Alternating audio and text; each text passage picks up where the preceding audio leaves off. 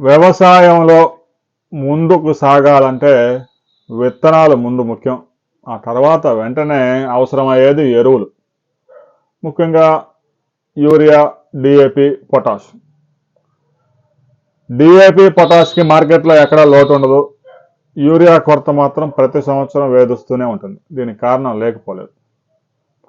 ఎరువుల్లో అన్ని ఎరువుల్లో కన్నా కూడా తక్కువ ధరకు వచ్చేది ఏదైనా ఉందా అంటే అది యూరియా. ఇక డిఏపీలు, పొటాష్లు అన్నీ రేట్లన్నీ విపరీతంగా పెరిగిపోయి ఇక 1850, 2000, 2400 దాకా వెళ్ళిపోయింది. ఒక యూరియా మాత్రమే రైతుకు అందుబాటులో ఉంది. దీంతో రైతులు అవసరం ఉన్నా లేకపోయినా వినియోగించాల్సిన దానికన్నా కూడా కొన్ని పంటల్లో 500% అధికంగా యూరియాను వాడుతూ ఉన్నారు. ఇంకా యూరియాని కొన్ని పరిశ్రమల్లో ముడి సరుకుగా కూడా దీన్ని తరలిస్తూ ఉన్నారు. ఒక యూరియా బస్తా మీద కేంద్ర ప్రభుత్వం 1600 రూపాయల రాయితీ భరిస్తూ ఉంది. విదేశాల నుంచి దిగుమతి చేసుకొని యూరియాని రైతులు సప్లై చేస్తూ ఉంది. కేంద్ర ప్రభుత్వం ఏటా ఎరువుల రాయితీకే 2 లక్షల కోట్ల రూపాయలు భరిస్తూ ఉంది.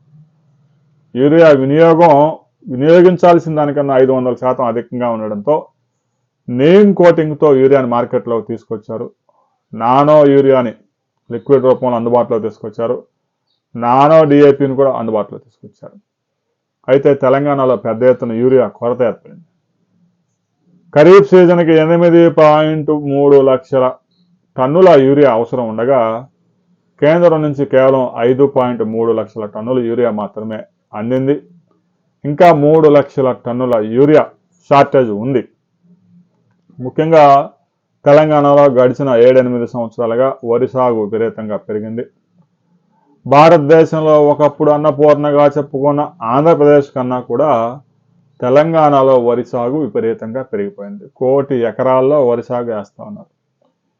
ఎకరాకి 4-5 బస్తాలు యూరియా వాడినా కూడా తెలంగాణలో ఎరువుల వినియోగం ఈ మధ్య కాలంలో ఇంకా విపరీతంగా పెరిగిపోయింది. ఇక మొక్కజొన్న సాగు కూడా పెద్ద ఎత్తున యూరియా వాడుతున్నారు. పసుపు సాగు కూడా పెద్ద ఎత్తున యూరియా వాడుతున్నారు. ముఖ్యంగా పశుగ్రాసానికి కూడా పెద్ద ఎత్తున యూరియా వినియోగిస్తున్నారు. దీంతో ప్రతి వ్యవసాయ పని యూరియాతో ముడిపడి ఉంది. తోటల పెంపకానికి కూడా మిగతా ఎరువుల ధరలన్నీ ఎక్కువగా ఉండడం, యూరియా ధర తక్కువగా ఉండడంతో రైతులు అయిన దానికి కాని దానికి కూడా యూరియా వాడుతూ ఉన్నారు. ఎకరాకి 20 బస్తాలు 25 బస్తాలు ఎరువులు పోసి మిర్చి పండిస్తూ ఉన్నారు. ఎరువుల వినియోగం విపరీతంగా పెరిగిపోయింది. దాన్ని తగ్గించాలని కేంద్ర ప్రభుత్వం చూస్తున్నా సాధ్యం కావడం లేదు. మరి కేంద్ర ప్రభుత్వం కావాలనే ఎరువులు షార్టేజ్ క్రియేట్ చేసిందా, ఎరువుల వినియోగాన్ని తగ్గించడానికి ఇలాంటి ప్రయత్నాలు చేసిందా లేదా అనేది విషయం కూడా తేలాల్సి ఉంది. కేంద్రం తాజాగా ఒక 14,000 టన్నులు పంపించింది, తెలంగాణకి చేరబోతా ఉంది. మరో 70,000 టన్నులు రిలీజ్ చేశారు. అది కూడా రాబోయే వారం రోజుల్లో తెలంగాణలోని వివిధ జిల్లాలో చేరిద్ది. రైతు సోదరులు యూరియాని విపరీతంగా వాడొద్దు, అవసరం మేరకు వాడండి. ఆర్గానిక్ పద్ధతిలో పంటలు పండించండి. ఎక్కువ ఎరువులు వాడి ఎక్కువ పంటలు పండిస్తే ఎక్కువ నష్టం రైతులకే. అందువల్ల రైతు సోదరులు వ్యవసాయ శాఖలో ఉన్నటువంటి శాస్త్రవేత్తల సలహాలు పాటించండి. ఆర్గానిక్గా సహజ ఎరువుల్ని పెద్ద ఎత్తున వాడండి. యూరియా వినియోగాన్ని తగ్గించండి.